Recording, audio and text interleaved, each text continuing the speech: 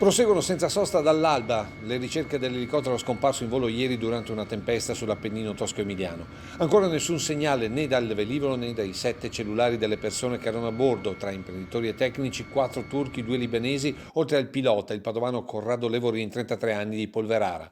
Il decollo ultimo di una 3 giorni organizzata da un'azienda di Reggio nell'Emilia ieri mattina alle 9 da Capannori in Toscana, con arrivo previsto sul piazzale della Rotocart a Castelmigno di Resana, dove gli stranieri avrebbero dovuto visitare il centro logistico per tecnologia e dimensione unico al mondo.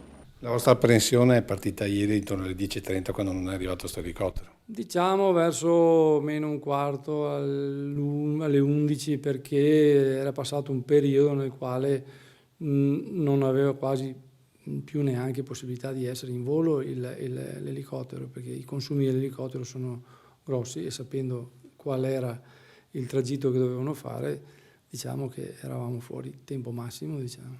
Elicottero noleggiato alla Avio di Thiene, oggi con l'hangar chiuso all'aeroporto Ferrarin e un'unica comunicazione ufficiale affidata all'ANSA. Uno dei nostri uomini, spiegano dalla società vicentina, si trova in quelle località, nell'area dove si stanno concentrando le ricerche. Anche con lui stiamo in contatto diretto. Nessun commento sulla totale assenza di segnali che si attivano automaticamente per avaria o peggio schianto al suolo. Singolare, tra l'altro, il fatto che sia accaduto all'ultimo volo dopo il continuo via vai dei giorni precedenti. 3 giorni di visite continue, ogni mattina venivano 7, 8, 10 persone, perché certi venivano anche in macchina, e pomeriggio idem. Purtroppo si è fermato al terzo giorno, diciamo. Ecco. Voi comunque una speranza la nutrite sempre.